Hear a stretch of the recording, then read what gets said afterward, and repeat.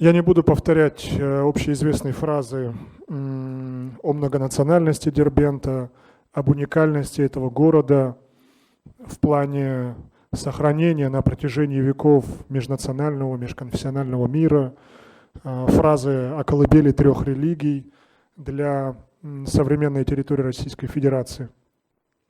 Я бы хотел обратить внимание на два аспекта по этнополитической части.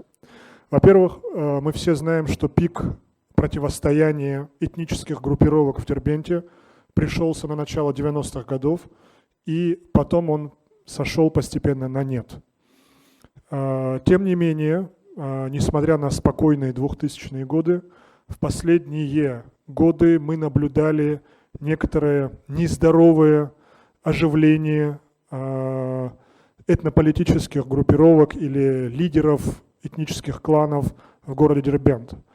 В основном эта борьба была связана с попытками передела сфер влияния, с попытками борьбы за кресло руководителя города и с попытками соседних государств расширить свое влияние на город Дербент.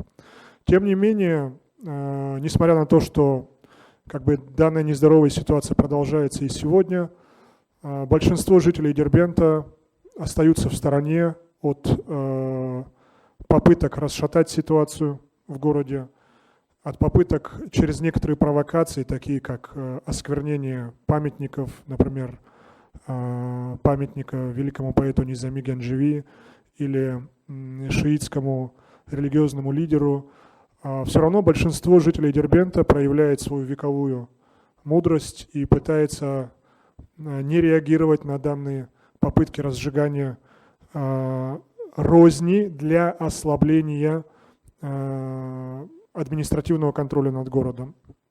Я бы здесь хотел бы коснуться и второго момента, что огромное количество городов Дагестана, как и Дербент, они возникли именно на пересечении, в средоточиях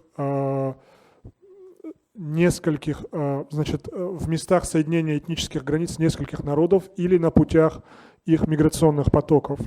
Что касается, например, Хасавюрта, мы знаем, что здесь сходятся этнические границы и миграционные потоки аварского, чеченского, кумыкского и отчасти лакского и лезгинского народов.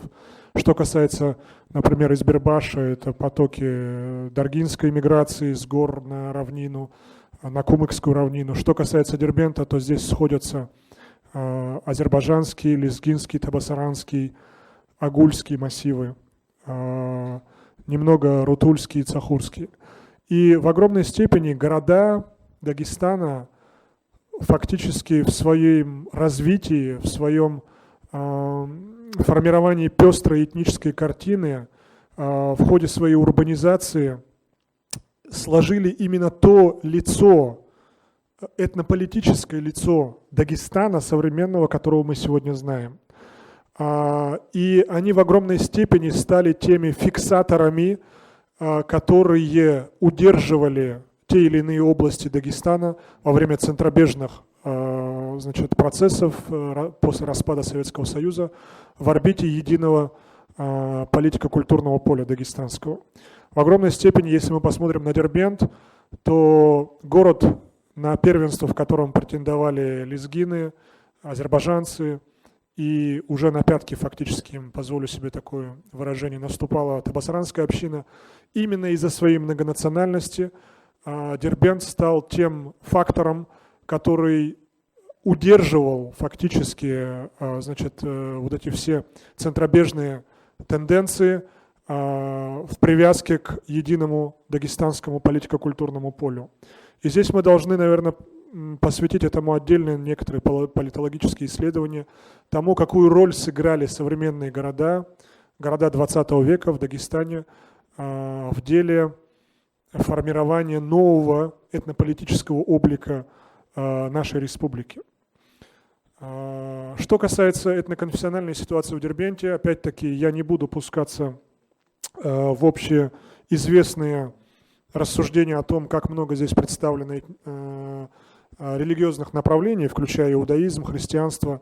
Я коснусь лишь наиболее бурно развивающейся ситуации в мусульманском поле, когда к существующим конфессиональным группам в мусульманском ареале, к суфийскому, салафитскому, шиитскому полю начали добавляться новые направления, прежде неизвестные в Дагестане. Это такие движения, как нурсисты, такие движения, как Хизбут Тахрир. И в последние десятилетия достаточно бурно развивается в Южном Дагестане, в том числе и в Дербенте, активность такфиристских группировок, которые обвиняют всех остальных фактически в выходе за пределы ислама. И особую озабоченность у нас вызывали боевые столкновения, штурмы в городе Дербенте, который некогда считался наиболее спокойным городом Дагестана, которые пришлись на период подъема активности Имарата Кавказ. На сегодняшний день, как мы знаем, фактически значительная часть бойцов, боевиков Имарата Кавказ перекочевали фактически на Ближний Восток, в Сирию.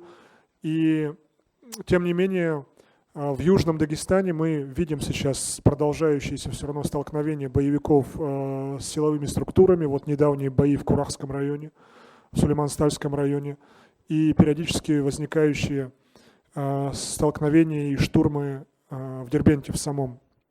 Это говорит о том, что, во-первых, деятельность террористических экстремистских группировок еще не сошла на нет, несмотря на значительный отток сторонников боевиков в Сирию, в ряды исламского государства.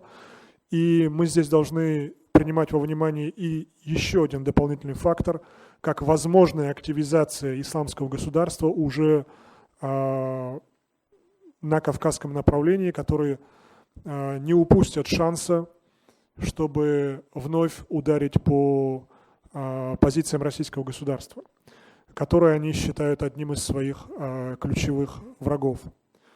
Но мне хотелось бы в завершение своего краткого выступления, в котором я пытался передать наиболее тревожные моменты, связанные с современной этнополитической, этноконфессиональной ситуацией в Дербенте, хотелось бы высказать надежду на то, что многовековая история данного города, которая пережила большое количество завоевателей, большое количество новых этнических потоков, сплела из них совершенно уникальный этнокультурную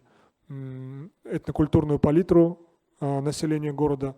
Мне бы хотелось высказать надежду на то, что и сегодня жители Дербента при поддержке, естественно, своих земляков-дагестанцев, при поддержке руководства и республики, и города смогут преодолеть все эти негативные моменты, смогут пресечь спекуляции, которые особенно бурно развиваются в информационной сфере, и это делает их более острыми, относительно претензий отдельных народов на наследие данного города. Мы понимаем, что город не может, имея такую историю, принадлежать одному из народов.